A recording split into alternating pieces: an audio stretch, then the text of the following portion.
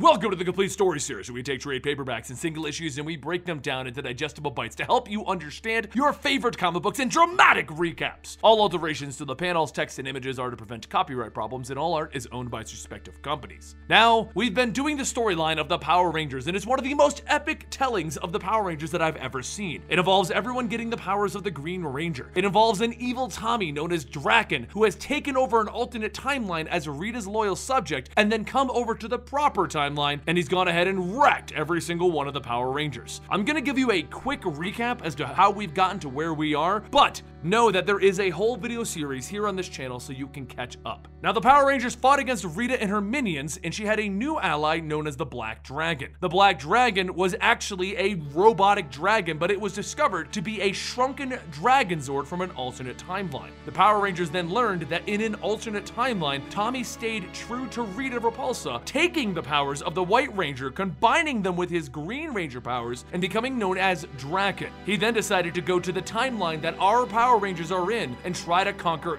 that universe. During the final battle, they did push back Evil Tommy, or Draken as he will now be called just to keep things not as confusing. They did manage to push him back, but in the act of pushing him back, Tommy and Billy fell into the Dark Timeline. In the Dark Timeline, they have discovered Zack and Trini are still alive, and they are leading the resistance. While back in the Light Timeline, the Power Rangers have lost touch with Zordon, and they don't know where to go without him. Now, in the recently taken over command center, Finster puts on the finishing touches to his new and improved Goldar sculptures, telling Goldar that he is indeed quite interesting. With a scowl, Goldar says, "And yet, you think of ways to improve me?" Then Rita's voice tells him, "That's what collaboration is all about, isn't it?" Goldar quickly kneels before Rita, and she tells him to stand up. They don't want Finster here to be thrown off his game. Goldar says that he is honored to be allowed to be back by her side, but is she really sure that this is the best course of action? He could! But Rita cuts him off, telling him no, not by himself or with an army of putties, which is why she is giving him an army that a warrior of his stature deserves. However, if he is unsuccessful in this attempt, Goldar interrupts, telling her that he will not fail.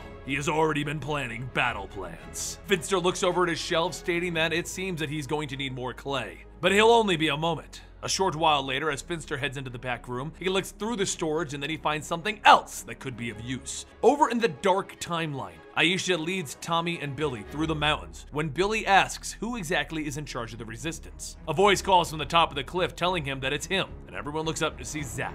Tommy shouts that he isn't Drakon. Seeing himself as Drakon was as much of a surprise to himself as they can imagine. Without answering him, Zack turns to Saba and tells him hello. Saba is the sword that the White Ranger uses, and it is sentient and is able to talk. And Zack asks him if he remembered the last time that they talked. Saba tells him, "Yes, I do. It was that day that I said that I would return with one who would save this world, and as promised, I have returned." Zack tells Aisha to untie the two of them and bring them inside, and Aisha asks if he's really sure about this. Zack says call it intuition, and then he opens up the access door to the Resistance hideout. As the group heads down into the rundown facility, Zack says Aisha will show them all to their quarters. Meanwhile, over at Drakon's base, the Ranger forces report that the pursuit of Tommy and Billy has ended with them escaping in the Falcon Zord. Drakon tells him that it doesn't matter. He knows where they're headed. The bigger issue here is that the Yellow Sabertooth forces allowed them to escape. The commander tries to explain, but Draken grips down on his throat, telling him, "I will not stand for that level of ineptitude. Now consider your powers revoked." A light shines over the commander as the powers are forcibly removed, and the commander is dragged away.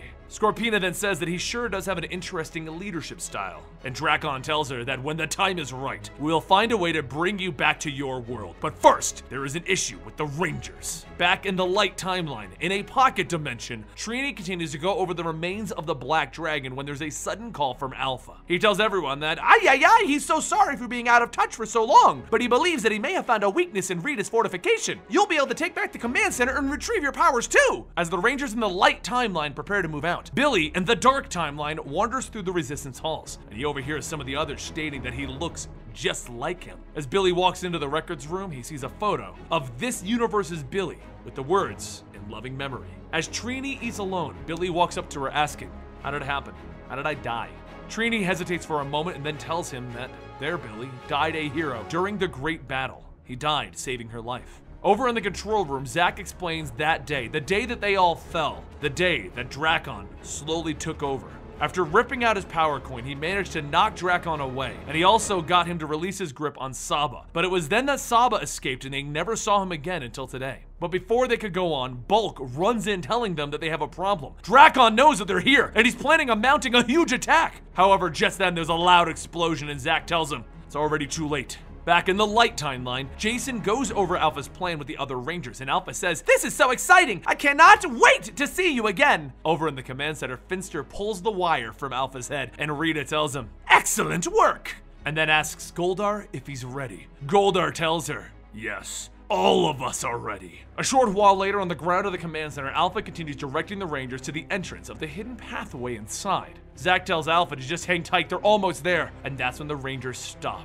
They see Alpha, and he says, "I'm so excited to see you again. Sadly though, I'm afraid you may not feel the same." Everyone looks ahead to see in their path is Goldar and an army of sculpted clones. Back in the dark timeline, Drakon begins his assault on the Resistance hideout and quickly breaks a hole into the main shield surrounding the compound. Trini jumps at a computer going over the damage, and she sees that Drakon's forces have damaged one of the shield generators. Zack tells her all right, and then the two of them take some reinforcements to the breach point to get the generator back online. Billy asks if he really wants him to go too, and Zack says that if he's just as tech savvy as their Billy, perhaps he can help. Billy says he'll do his best. Billy and Trini head off, and Bulk says that there's no connection to their pulse cannons. They're going to need a team to go, but Zack stops him, telling him that the route's cut off. They'll be gunned down before they can get anywhere close to those cannons. Tommy then says that maybe he could go help with that. He has an idea.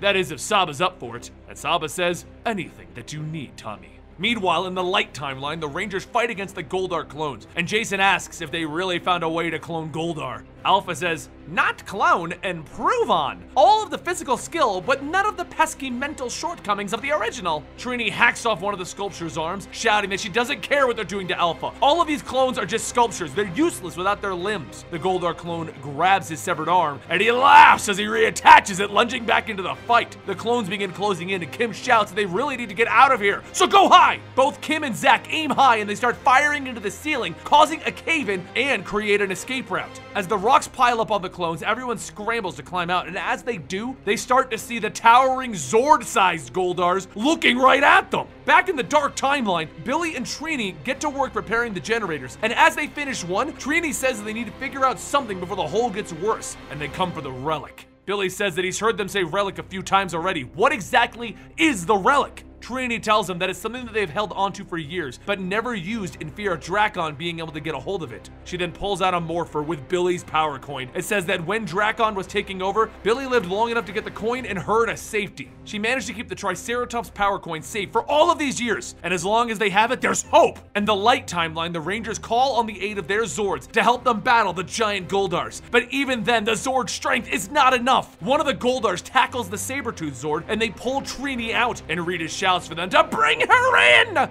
Back in the dark timeline, the Pink Ranger snipers move in and they begin to pin down the Resistance, but before Tommy can help with the Falcon Zord, Drakon lands on top of it. He rips the hatch open and he jumps in, telling Tommy, "Hello again." Seconds later, the Falcon Zord falls out of the sky, and as Saba calls out to Tommy, Drakon shouts, "Silence! You both belong to me now!" As the rest of the forces move in, Drakon holds out Saba to Tommy's neck, telling everyone to lay down their arms and pledge allegiance to him, or they will join this imposter's fate. From inside, Billy and Trini watch, and Trini quietly tells Billy that he can morph and face him as the Blue Ranger. Billy looks at the coin, telling him that he doesn't think that he can. Outside, Tommy raises the sword, telling everyone, "This is your last chance!" Tommy hangs his head ready to accept what's coming, and then Billy's voice echoes, shouting, "Wait! Wait!" Both Billy and Trini step out, with Billy holding the power coin, and Trini stating that they surrender. And that is the next 2 issues of the Dark Timeline storyline, which is, oh my god, epic as hell. It's just getting better and better, and I'm loving it. Now, the next issue, which we are going to cover in a separate video, is actually the origins of Dark Tommy. Drakon, how he started, how he gained the Green and the White Ranger powers. And for those of you who have been following this storyline on this channel, if you want to know that, I need to see a like on this video. I need to know that you want to see more Power Rangers. We had a bit of a lull there with the Power Rangers Pink, so I don't know, maybe you guys are interested because of the movies, but I think it's time to see if you want more. Even though there's no movie, there's nothing happening. Don't forget, you can always subscribe to the channel to keep up to date on DC, Marvel, independent books, Image, Boom, everything. We do get to it all, we just have a very tight schedule. And you can follow me on Twitter and Instagram at Comicstorian. I'll see you next time right here.